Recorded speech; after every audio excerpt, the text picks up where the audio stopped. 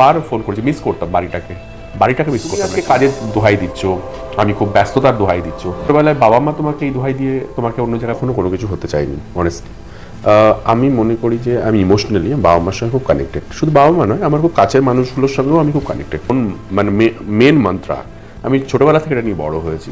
তো আমার যদি সব থেকে দুর্বল জায়গা থাকে সেটা হচ্ছে যে আমাকে জন্ম দিয়েছে, সে আমার কাছে নিয়ে আসি, ডাকতে পারি না আর কি। খালি ওদের জন্যই সবসময় মন খারাপ করতো, যে মনে হতো যে আমি যাই করছি কোথাও যেন ওদের নেগলেক্ট করছি না, তো বয়স হচ্ছে ওদের। তো আমি চেষ্টা করছি সবসময়, শুধু আমার বাবা মা নয়, আমার বাড়ির প্রত্যেককে আগলে রাখার। কি ধরনের গান শুনছি, কি ধরনের অ্যাম্বিয়েন্স ক্রিয়েট করছি, আমরা কোনো বাড়িতে চিল্লে কথা বলি না, ঝগড়া করি না। হ্যাঁ, যদি আমাদের নিজেদের মধ্যে মনোমালিন্য হয় কখনো, সেটা আমরা একটা আলাদা গিয়ে নিজেদের মধ্যে কথা বলে নিই, কখনো বাচ্চার সামনে সেটা আমরা রিয়াক্ট করি না। অনেক বাড়িতে কি হয়, বাচ্চার সামনে মাকে খুব ছোট করা হয়।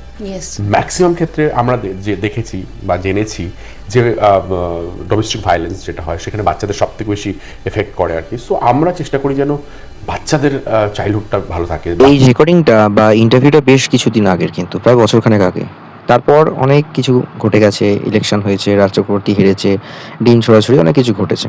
বর্তমানে তিনি পুরোপুরি নিজের পেশার সঙ্গে যুক্ত রয়েছে। শুভশ্রী বলে না যে রাজ চক্রবর্তী একমাত্র ডিরেক্টর যে এত উঁচু মাপের একজন রাজনীতিবিদ হতে পেরেছে। যাই হোক, গঙ্গাতে অনেক জল বয়ে গেলেও একটা পুরনো ক্লিপিংস এবং ইন্টারভিউ নিয়ে হঠাৎ করে হইচই পড়েছে যে রাজ চক্রবর্তী আর শুভশ্রীর মধ্যে নাকি ডিভোর্স হচ্ছে। বিষয়টা তা নয়, তারা নিজেদের মধ্যে আন্ডারস্ট্যান্ডিং, তারা কীভাবে সংসার চালাচ্ছে, বাচ্চাদের বড় করছে, এটাই তুলে ধরতে চেয়েছে।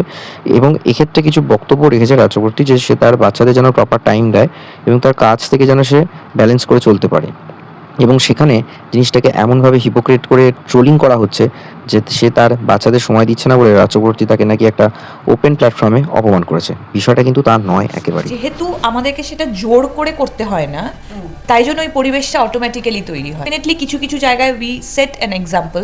যেমন ধরো বাড়িতে গিয়ে আমি আর ফোনটা দেখি না, এতে ওর স্ক্রিন টাইম হয়, যখন ওর টিভিটা বন্ধ হয়ে যায় তখন কিন্তু আমিও ওকে মানে ফোনটা দেখিয়ে রাখি যে I am also not touching my phone.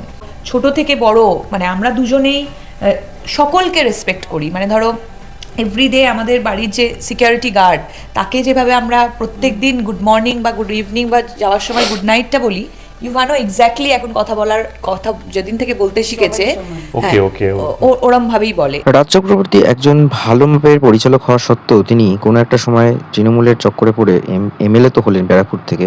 তারপর তার কাজের মানও অনেকটা পড়েছে। এরপর তাদের মধ্যে অনেক কিছু বই বা অনেক কিছু ওয়েব সিরিজ হলেও সেইভাবে রাজ চক্রবর্তী ছাপ ফেলতে পারেনি। আর শুভশ্রী যদিও তার পুরনো একটা সিনেমা ধূমকেতু যেটা রিলিজ হলো, এবং তারপর দেবের সাথে নতুন করে কাজ শুরু করার একটা কন্ট্রোভার্সি তৈরি হয়েছে। দেশু আদৌ হবে কিনা সময় বলবে। কিন্তু এখানে কোনোভাবে দেশুকে রিলেট করে যে দেব এবং শুভশ্রী সম্পর্কের জন্য রাজ চক্রবর্তীর সাথে আবার কোনোভাবে ডিস্টেন্স তৈরি হচ্ছে কিনা, এই ধরনের একটা হিপোক্রেসি বা কন্ট্রোভার্সি অথবা গসিপ তৈরি করার চেষ্টায় রয়েছে মিডিয়া। বাস্তব ক্ষেত্রে সেরকম কিছুই হচ্ছে না। তারা তাদের মতো করে যেভাবে যেরকম সংসার করছে চলছে, আর তাদের মধ্যে কি হলো না হলো তা দিয়ে আমাদের সাধারণ মানুষের কি যাবে আসবে বলুন। Stay tune on Bong stories. ভিডিওর ক্যামেরাগুলো অবশ্যই কমেন্ট বক্সে জানান। দেখতে থাকুন চ্যানেলের বাকি ভিডিও।